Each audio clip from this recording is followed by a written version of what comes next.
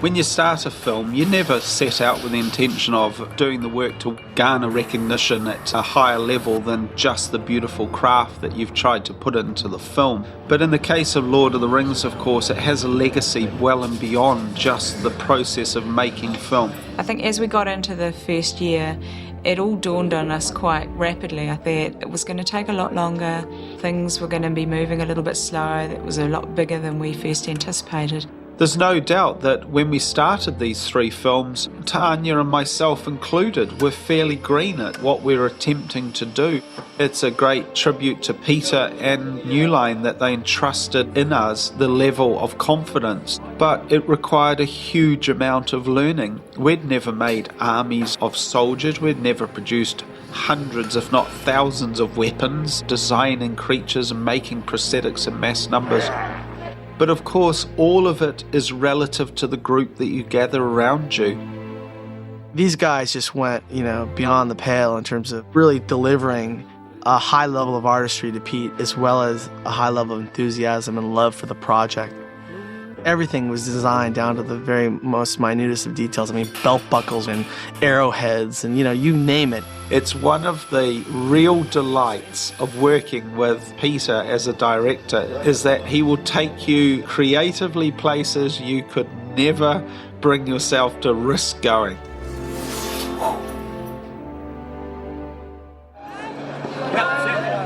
We appreciated that through the length of the 3 films there would be significant battles, there would be a huge amassing of these troops, this melee of action. And knowing that, we were very conscious that each culture would stand alone, be represented through their particular silhouette. We wanted the journey of that particular culture to have a plausible history. Gondor was an interesting culture to develop because Gondor was once a mighty nation. It ranged across huge lands, but that has long passed and now it's a kingless state. By the Third Age, they've fallen from grace and they're not the power that they once were. Their armour and their weapons have become more representative of a ceremonial process as opposed to just strict warfaring as, say, we see in the Rohan. So I know personally when I was thinking about how you can tell that story in the armour, I was looking at Romantic era stuff for shapes and suggestions that the culture is looking back rather than looking forward. This is the basic grunt of the Gondor. They carry quite an elaborate full-plate suit of armour. The motif on the chest is the white tree of Gondor, but now it represents the realm in decline because the state is now ruled by a steward instead of a king. The tree leaves are falling from the tree of Gondor. I remember how difficult it was, how long we spent trying to make the greaves the proper shape so that basically anyone could wear them, and that they still have that elegance of shape that you have to achieve when you're making X number of suits for X number of extras who are all slightly different in size. It's very hard because you cannot indulge in the finer elements that make armor look real. It has to fit. It's like wearing a 3-piece suit, but it's made of iron. So if it's not quite right, then, you can't sort of have the tailor let it out a bit. You just think back to those guys who actually did wear all of that sort of stuff and you just think, God, who invented it? Good luck to them. Do you have Michelin here? Does that translate, the Michelin Man? The man with like, yeah, that's sort of the feel of it. Or the Stay Puft Monster. I felt like the Stay Puft Monster on top of a horse. Faramir carries a similar armour, the multi-laned leg coverings built in hard coat so that the actor can comfortably wear it. His helmet is made in 2 pieces so that it will flip up when necessary. He carries a very simple sword at his side. Gondorian armor was an interesting nut to crack because this is a very ancient, very powerful, very arrogant maritime nation. So there should be some reference to the sea in all this. Tolkien describes them as having seagulls' wings on their helmets. There's no better example than this. This is a Gondorian helmet from the Battle of Golgoroth way back at the beginning of film 1. You can see how the helmet has a feeling of antiquity because the wing blades are still removed as separate components in the overall helm. But the progression of this culture over the next 1,000 years take us to this. The helmet has become a single bowl, hand-beaten out of plate steel. The seabird's wings now are embossed out from the inside surface, making for a more efficient piece of armour.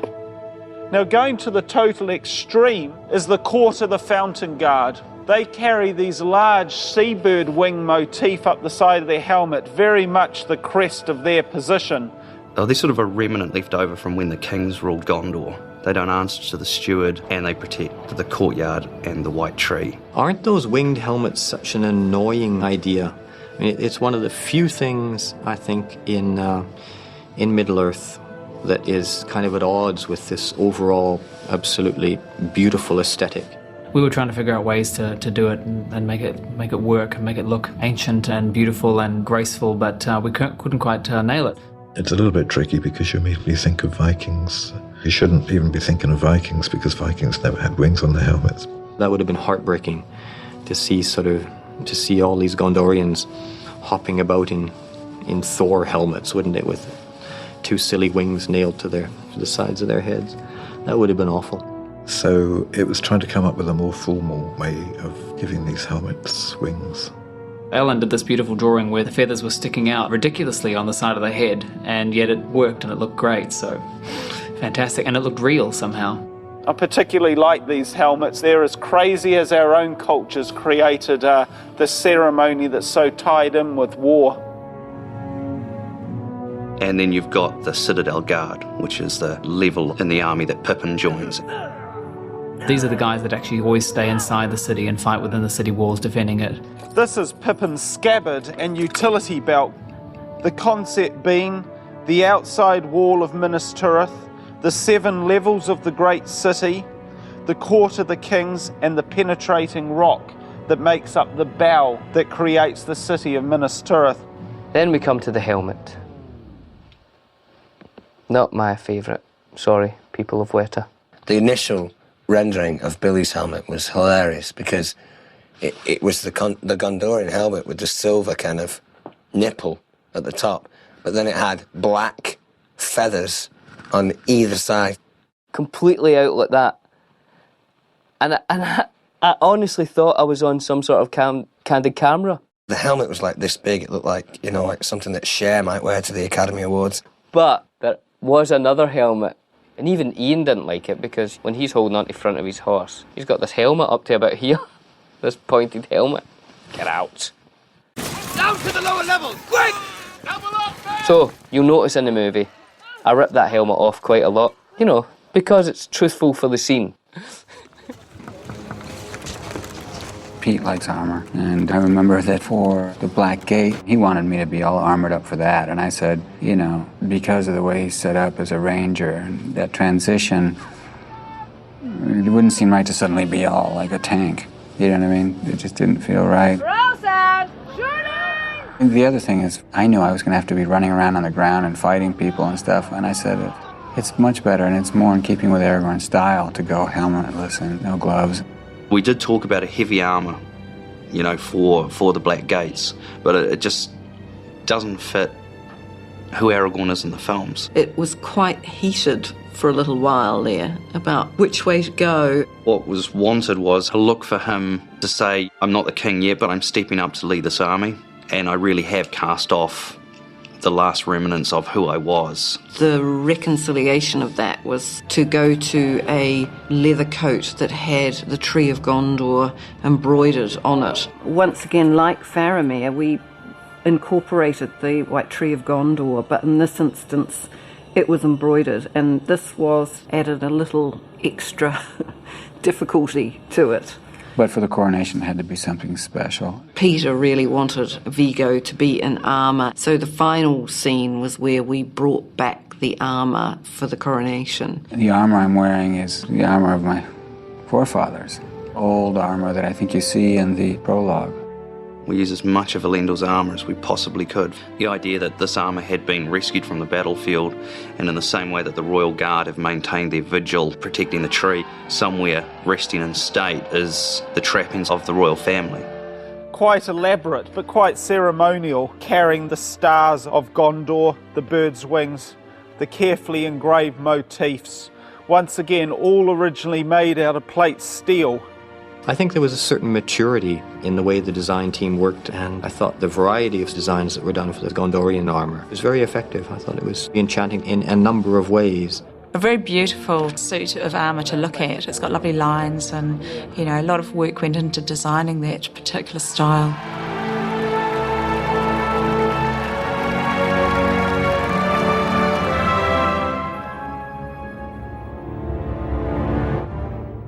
The Haradrim went through a few different design phases. We even locked in on them and then had it changed on us. All that Tolkien says is flashes of golden red.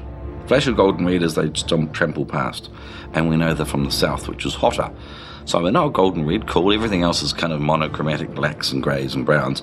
Good chance to get some good rich colours in. So I developed ways of making fake tiger skins, the whole skins and leopard skins and lion skins and zebra skins.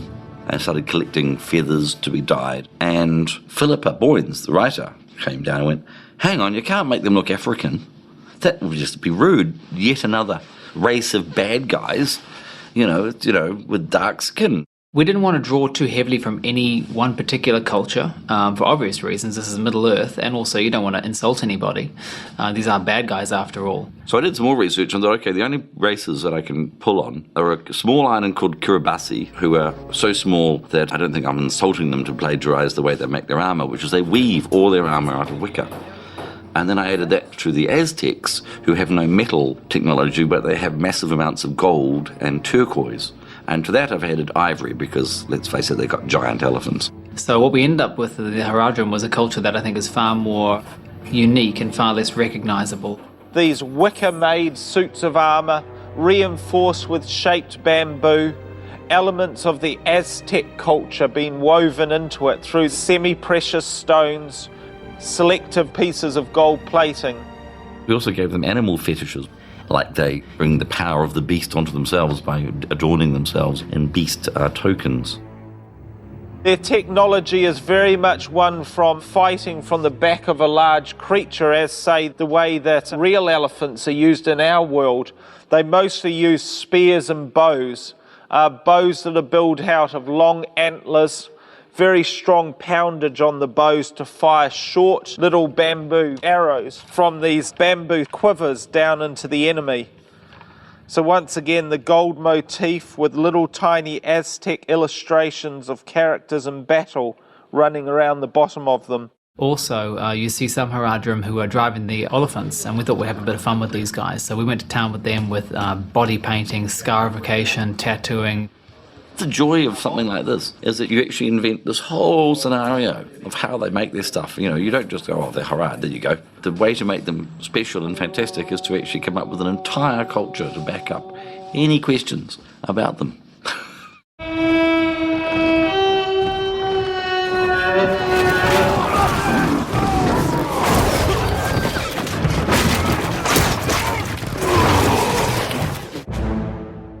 In the case of the orcs, it was an interesting journey with these characters because in film 1 and film 2 we played them as much more of a sort of a rabble, this sort of schoolyard bully, the rats of the battlefield. They have clad themselves in armour that they've scrounged and picked up off the corpses of their enemies and patched these together with bits of fabric and finery, but it's all rotted away and dirtied down. The orcs were one of the big problems of Return of the King, partly because we created a reasonably formidable force of opposition for the Helm's Deep sequence.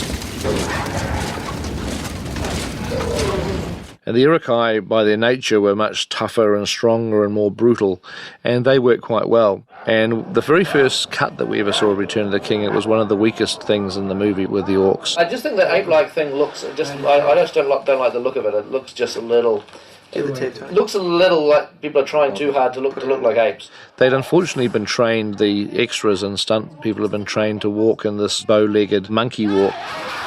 which I called the full diaper walk because it looked like, but they just looked like kids with full diapers basically, the way that they were trotting around, and they were anything but scary. So he came to us and said, look, I realise now that for the final battles, the orcs now need to take on a more intimidating and focused perspective.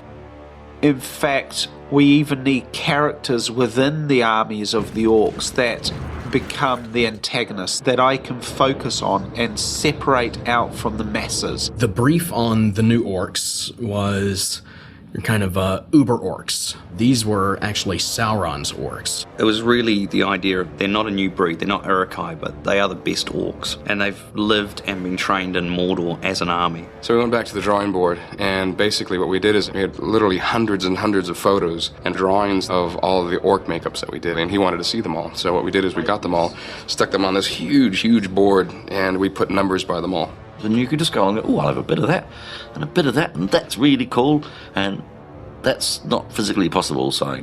But maybe if we changed that a bit, and you could actually cobble together other people's cool ideas. That's our favourite one there. The orcs are all going to have individualised helmets and armour, and their faces are all different. He'd check each ones that he really, really liked, and then from there, he says, yep, this is what I don't want. He says, I don't want any witchy-poo noses. So witchy-poo noses was the thing. I guess it was sort of a long, extended nose. So we sort of went for something a bit more skeletal on the new breed of Mordor orcs. Their faces, they were supposed to be just really, really hard. They were supposed to feel a little more lived in and kind of diseased. I mean, they are a lot stronger, but they've just been corrupted by this malice for so long. They have just little bits of rot and stuff all over them.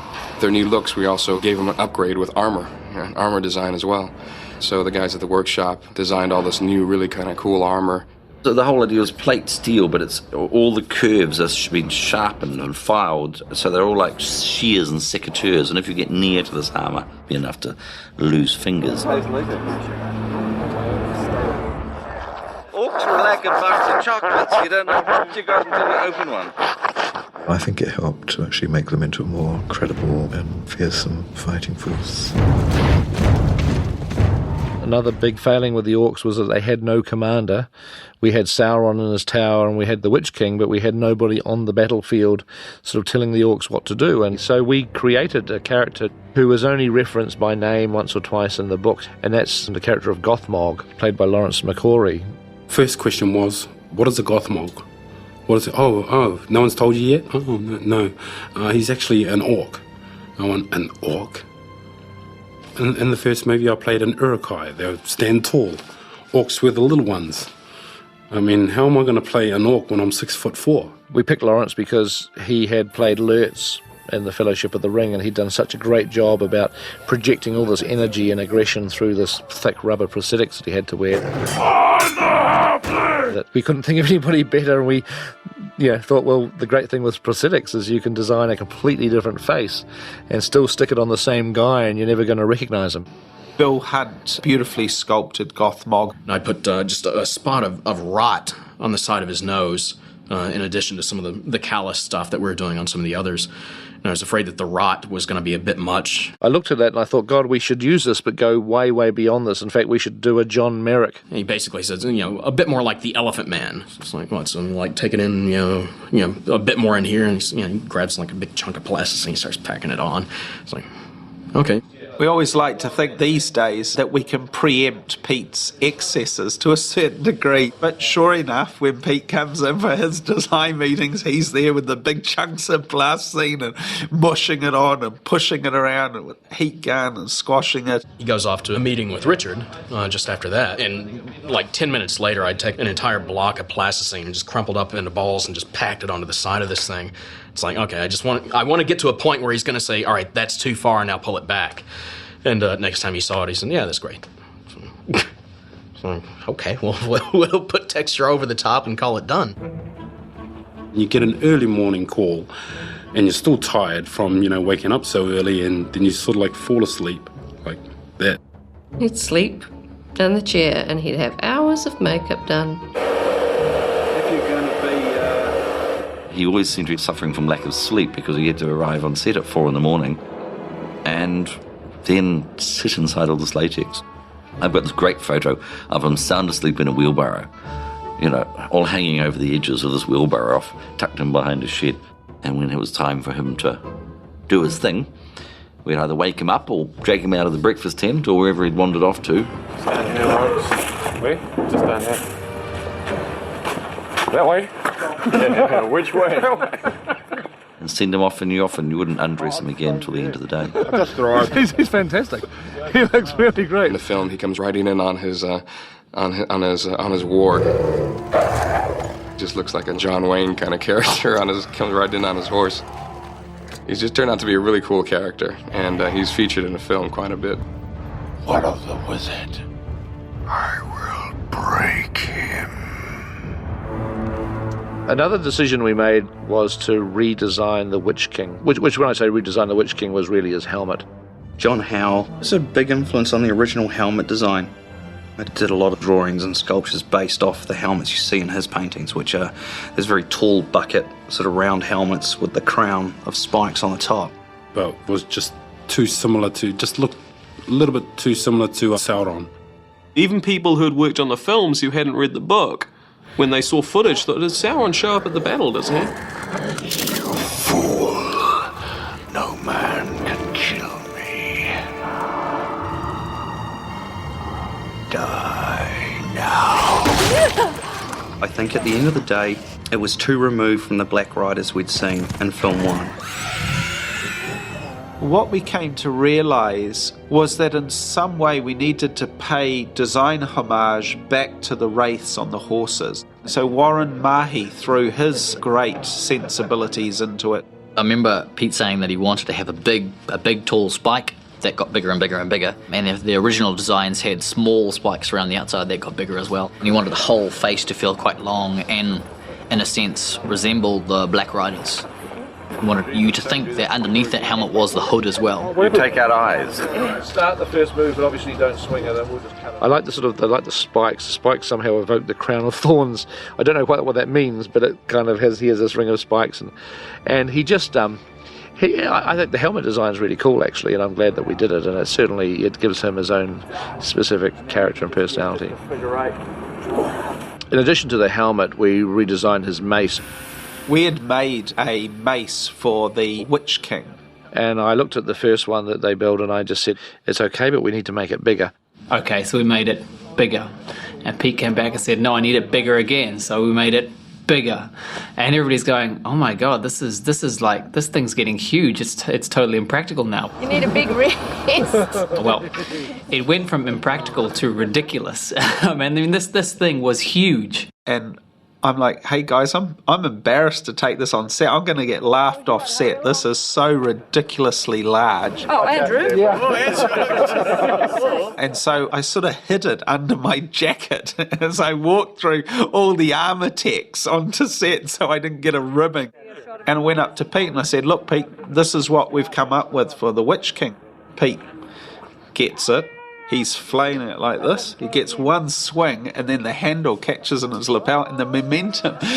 He's going around. It's so funny, and it nearly flips him over, and it hits the ground, and it's caught in his jacket. And you don't think the head's just a little bit too excessive, do you? And he goes, well, I was actually thinking it's about 50% too small, and I'm like, oh no, please. It ended up being this enormous cast iron spiked thing. Some people call it a mace, some people call it a morning star. Oh God. Either way, I ended up calling it damned heavy, because it was damned heavy.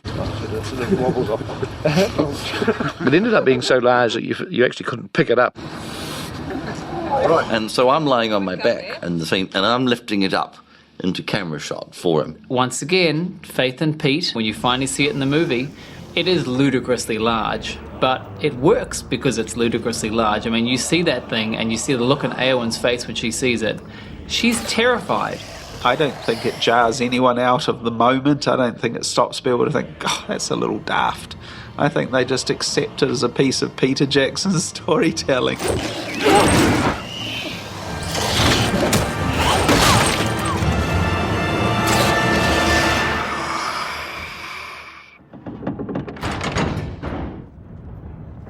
The Mouth of Sauron was a difficult character because you don't quite know what he is. Is he a human being? Is he an orc? I mean, in the book it seems like he's some sort of human in service of Sauron, like a quisling, like a traitor, a treacherous sort of turncoat. The rider was robed all in black, and black was his lofty helm. Yet this was no ring-wraith, but a living man. The lieutenant of the Tower of Barad-dûr he was, and his name is remembered in no tale, for he himself had forgotten it, and he said, I am the Mouth of Sauron.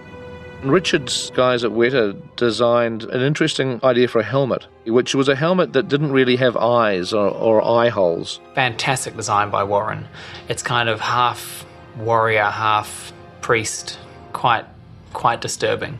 I'd been there long enough at Weta, and I mean this in the best possible way, for Richard Taylor to pigeonhole me into evil guys. I mean, that's fine. I mean, I love that. I love that. That's cool.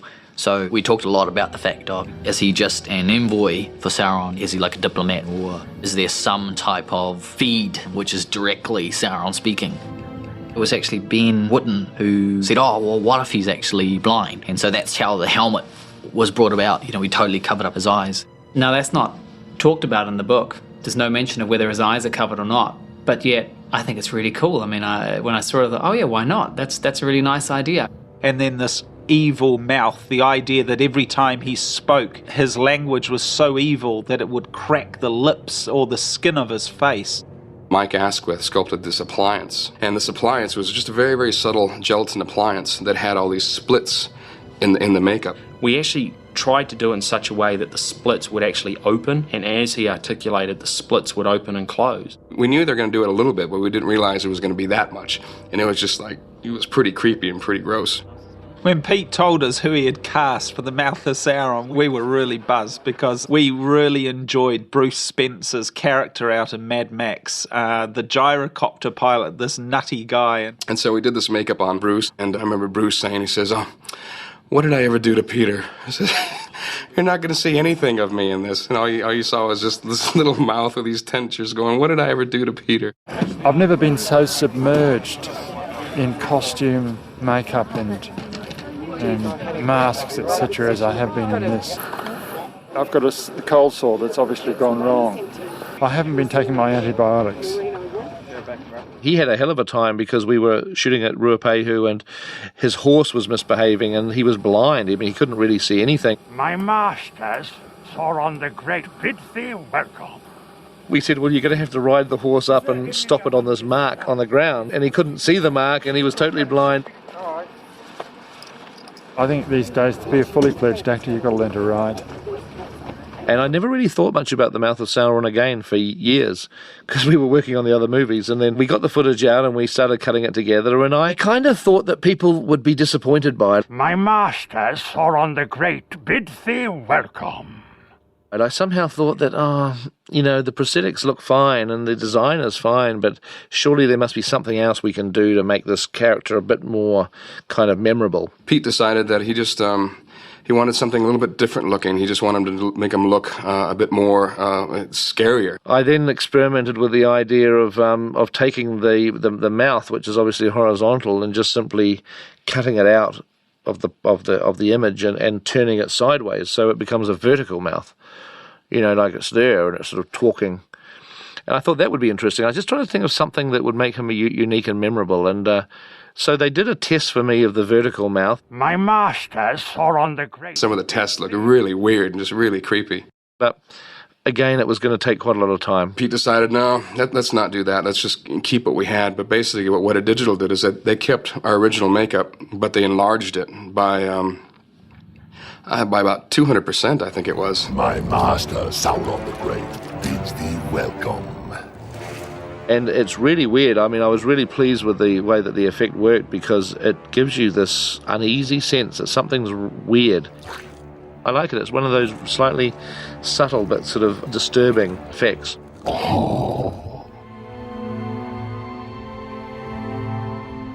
The Army of the Dead was something that we got very excited about early on. I mean, all makeup effects guys want to do zombies at some point in time, and hey, we're like everyone else, and we were quite keen to do some zombies. The Army of the Dead date from the same period as, the Battle of the Last Alliance. But where exactly they come from in Middle-earth, I'm not quite sure. I think we wanted them to feel more ancient and a little bit more exotic. Warren Mahi hit upon some great ideas for them, and his armour designs became really the basis for what we see in the Army of the Dead. A lot of the breastplates were quite ribcage-like, and a lot of the armour was splinting down the arms of metal, so it sort of mimicked the corpse or the skeleton that was underneath it. Some of the icons that we brought in for the Army of the Dead was a lot of parallel vertical lines and a lot of circles. For one of the armies itself, I actually thought I liked their armour, one of the best, I guess, because it looked a little bit more, I suppose, from a highly sophisticated race of people that had disappeared off Middle Earth. But nothing had been done on the actual King of the Dead himself. And Peter wanted him to obviously stand out from the crowd a little bit.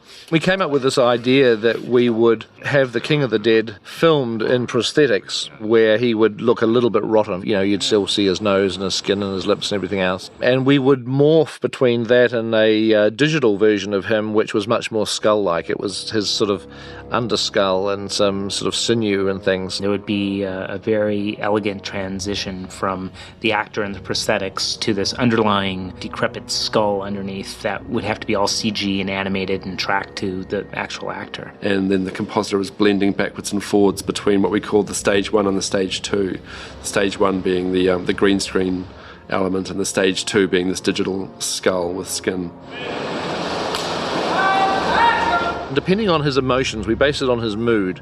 So if he was trying to be angry and make a point or be threatening, the skull would sort of thrust forward into prominence. And then if he was more settled and just sort of being more relaxed, you would see more of his rotten kind of skin. Now, of course, we were designing all this, and then someone sort of came into the room and said, "Hey, you know this Army of the Dead stuff, the King of the Dead stuff?" I went, "Yeah." And Randy, she said, "Have you seen the trailer for Pirates of the Caribbean?" I went, "No." I said, "You should take a look at it." We're like, oh. They did something the same kind of thing. It's like, oh, damn, they already did something like that. Just when I thought we had a good idea, somebody else has gone and done something similar to that. Their stuff was cool. I mean, it's beautiful and it's different. I think that's the good thing, is our stuff that we've done is different, and both were very beautiful. It's a cool look. It's good to see some zombies in a movie again. That line was broken. It has been remade. I think potentially what's happening is that the head is almost overweighted the body now, so it becomes top heavy, therefore not giving the might to the upper body. Remember the first day I was here, Richard Taylor saying to me that it has to be a mix of an alternative reality, that you can believe things actually did happen. I think that helped us a lot with how we came to the designs or the ideas that we did. We'd imagine that it could belong in the world that we live in now, especially the creatures. Great horns she had, and behind her short, stalk-like neck was a huge swollen body, a vast bloated bag swaying and sagging between her legs. Its great bulk was black, blotched with livid marks, but the belly underneath was pale and luminous and gave forth a stench. It's said that Tolkien in his very early life, when he was in South Africa, was actually badly frightened by a tarantula spider. And it's possible that this stayed in his mind forever, because dangerous spiders are very much part of his whole run of stories. Scary spiders are interesting because I guess different people have different concepts of what they should look like. I mean, I'm genuinely scared of spiders, and so, everything that frightens me about spiders is kind of natural. It's not exaggerated, and it's not sort of a science fiction-y kind of stylization. It's just real spiders doing what they do normally. And I felt that Shelob shouldn't really be much more than that, other than the fact that she's big. Shelob was a huge group effort, being a character that had to be completely convincing. Guts of it is, we've got to always remember that a lot of the time we've got to appreciate Shelob from a Hobbit-type perspective. Peter wanted a lot of work done on it, a lot of research done on it, a lot of reference provided to get it just right. It had to be like Gollum. Gollum had to be able to act and emote. Shelob had to be able to really scare people. And so we started with real spiders. We sort of looked at things like tarantulas and hunting spiders. Pete's an arachnophobe, so Shelob became the spiders he hates the most. One spider in particular that used to terrorize me, or still does, but particularly when I was a kid, I used to go under my parents' house and dig in the ground under in the basement, and I used to make little roads for my corgi toys. and was when I was 5 or 6 years old. And there's a spider that lives in those sorts of basements in New Zealand called a tunnel web, and it like lives in little holes, and it loves rotten wood, and it has these very thick webs. And sometimes you dig around and you come in across a nest of one. And I remember under my parents' house, it used just to terrify me. I always loved playing there, but I was terrified of coming across the tunnel webs. And he wanted Shelob to resemble this spider. And Christian, who's also not too happy with spiders, actually went out and found one in the garden. And brought it in to show it to Peter, and, you know, he sort of wouldn't let me get closer than 5 feet with it. But this thing was like 4 times bigger than I was expecting to be when I sort of managed to hook it out of the wall. It's like, oh, crikey. So for a while there was this live tunnel web at Weta, which was forming the part of the design process of Shelob. The body had this sort of soft, sponge-like feel to it. So some of those elements were brought into the Shelob design. But her face was something that was slightly unattainable. We had designed some faces for Shelob, but they really weren't working for Pete. She had a far more spider-like face originally. That was tough, because once you start enlarging a sort of a microscopic spider face, they tend to not look quite that scary. Shelob went through design derivation after design change and looking for something that was really intimate in Peter's mind, something really special that he could see that we hadn't yet found. And he pushed us and he pushed us. Peter wanted something ever so slightly human about it, that you could look at the spider and see it was looking straight back at you. I wanted to somehow capture the feeling of Shelob being sort of ancient and evil and very sick, sort of psychologically sick. So I wanted her face to look like she'd been struck with a sort of a paralysis and had fungus growths on her head and all this sort of stuff. The general brief was just make her nasty. She's a sick, diseased demon spider. Make her a lot more malignant and growth-ridden, almost as though you can smell her. And so a lot of sculptures had been done to the point that Pete and Fran had, just like, okay, there's just so many here. How do we pick one? And apparently Pete and Fran's children picked the one. It was the one that they thought was the grossest looking. And that became the Shelob design, which, hey, what better way to choose? I think it really comes together in that really low shot where we crane right down below Frodo and Shelob is right over his head, getting closer and closer and closer.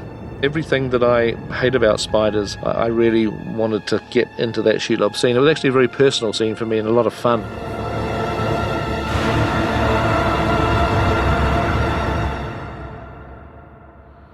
At the beginning of 2003, Alan Lee had a suggestion for us, which was to create a new creature.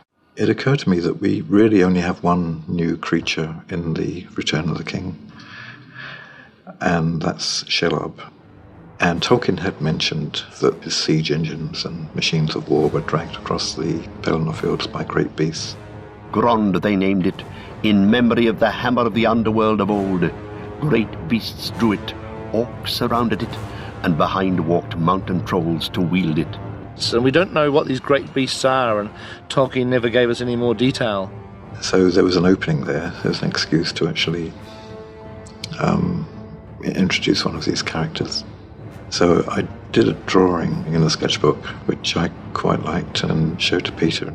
And Peter, being such a visual person, I think seeing that went, oh, well, that's great, we've got to do that. And then I had to sort of show it to everyone at Weta Digital in a meeting. And there was a little bit of surprise there, the fact that I'd already shown it to Peter. That was sprung on Digi at the 11th hour, and there was some pretty shocked faces, knowing it was PJ approved and that it had to be done. Alan shows up one day with this whole new creature.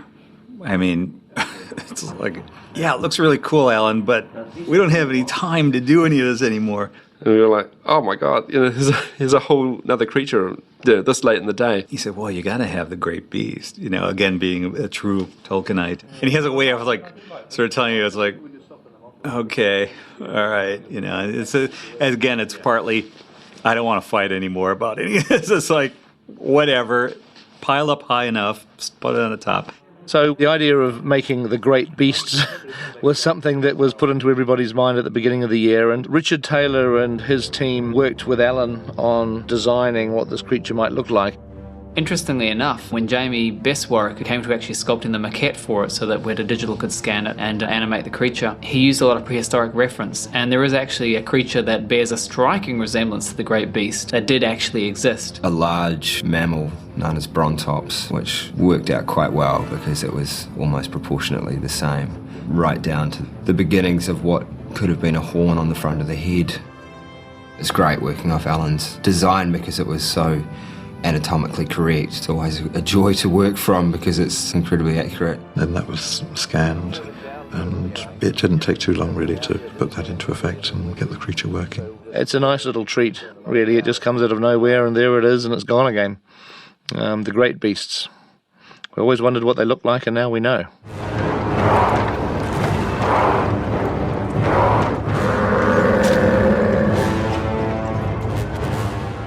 Peter came up with this amazing concept of this mama kill charge, and it's just so awe-inspiring, and that was great. But then he was like, you know what, we need to have like a physical dead mama kill, in some of these scenes. All this stuff sort of happens digitally. We obviously don't have giant mama kills. So Pete came and asked if we could possibly build a life-size dead mama kill for the Battle of Pelennor as a backdrop for some of the shots. I don't know why, but Richard put his hand up and said, yep, we'll do that one. That sounds challenging. This sounded cool, and a hell of a cool opportunity that wasn't to be passed up. And of course we only had something like 3-4 weeks at the max to do this, and it was a huge sculpture. I always get a kick out of, how these things unfold. A quick sentence out of Peter like, yeah, we need a dead mama kill for the shot, means a hell of a lot. It's quite a big undertaking. So I had Jason pour me up a plasticine replica out of this maquette. It stood about this big. And before the plasticine fully cooled, I got him to very carefully take it out of the silicon. And then I took this soft, perfectly sculpted plasticine mamakill, raised it above my head and slammed it down on the lino. And to everyone sort of, what the hell are you doing? But in the process, it squashed onto its side and almost perfectly melded into the correct position of a massive creature that had fallen over. Before we knew it, there was this giant mamakill lying dead in our studio. A whole team of sculptors attacked it with chainsaws, grinders, and began to surface it down and put the detail in, sculpting the eyes, the toenails, the tusks. And all you could see was poly everywhere. And for me, I used to think, oh no, how are we going to get rid of all this waste? I mean, polystyrene's the hardest thing to throw away because it takes up so much space in your rubbish truck. One day they had it all assembled, just sort of pushed all the pieces together. Wow! It was big. That thing was so cool. It was enormous. If you stood next to one of the feet, the height of a man was only the width of this thing's soul. Probably the biggest problem we faced with that particular miniature, and God, can you call it a miniature, was actually moving it. Well, luckily the girl falls apart. She comes in bits. We sliced it up, put it onto trucks. I think it took 12 trucks. I think it was 11 articulated trucks. I think somebody said 18 flat deck trucks. It was a lot of house removal trucks. So that all went through Wellington in the middle of the day. The public quite liked seeing elephant bits sailing through the city. John Harding supervised these huge cranes that lifted the different pieces and rebuilt this elephant on location. This is the mamakill, or oliphant, as legend calls them. And this is how big they are. It was said we couldn't do it. So Richard, being who Richard is, said, yes, of course we can do it. We can do anything. I think it took me a week the first time to put it all together and get all the arrows. There's 600 arrows embedded in the side, and there's 5 spears and an awful lot of blood coming out of an awful lot of wounds. This is the largest single prop in the world to be built for a film. When we turned up on set, and I turned to Pete, and I, as I try and always do, and said, are you happy with it? He sort of gave me a look as if to say, I think it could have been a lot bigger. And in Mr. Jackson fashion, I think he would have liked it to be a little bit bigger, as would we all. But ultimately, there are compromises occasionally to make sure you deliver on the dates. And you can get it through the door, of course, and under the trolley lines.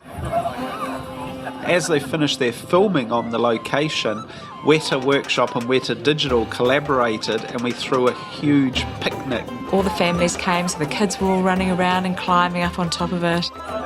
Anya, I want to thank you all obviously for coming out here. It's a very special occasion. This is obviously the most people that have ever worked at Weta at the moment, which is quite an incredible thing, and obviously all the families that have joined us as well. And we ended up having our crew photographs sitting on top of the mummikill. It was unbelievable, actually. It was kind of bizarre. We all went out for a picnic and it was there in the field, dead. It was a good family atmosphere. We had the barbie going and a few tinnies. I'm wearing a stupid hat waving and I'm standing on the mummikill's butt. That really was our crew photo, you know, all in front of this great big elephant that was lying out there in the middle of Paraparam, and it was quite surreal. It was a very cool day and a good way to see out the mummikill. People often ask me whether I regret the fact that I never get to do a great amount of the art anymore. And although I do regret it at some level, what you replace with the hands-on opportunities is to watch other people creatively grow with their incredible talent. Everyone there has been incredibly generous with their knowledge and with their skills and with the techniques, and that's the only way that I've learned. I was incredibly lucky. To be on what is essentially one big film for so long, and for it to be the kind of project that the entire crew cares about and that everybody intimately is invested in at an emotional level, I think that's very, very rare in the film industry. We became such a big family, and this common thing that we all shared together was the making of these movies, and I think that was something incredibly special and something that, you know, I'll always cherish. Probably the best times were always when we're all going for it together. The production office often used to come and tell us to shut up or calm down because we were laughing so much, and Richard used to wander through and say, "Are you guys actually doing any work?" You wake up, well before the sun, and you create a monster every morning. You get there with the unit people and the transport people who drive everything in. Good morning. And everyone goes home and everyone gets wrapped, and you're still there wiping up the bus and shaking a hobbit foot snot out of the feet. It's hard to explain to somebody just exactly what it was like. It's a very surreal thing, but it's like, it happened. Middle Earth was a real place. We were there. It is so amazing to experience what it has meant to so many people. What's really neat is that you discover that it's meant as much to these people as it felt to us, being part of it. This 7 years of our lives, this relationship that we've had with Peter Jackson making these films and with the whole crew, have been, without question, the most impacting and wonderful time that we've ever had in our lives. Well, they are just the most incredible group in the world. We could never have come home. We've just gone and collected these for them, so yay to that. What are you going to do for the rest of the day? Well, we're going back to work.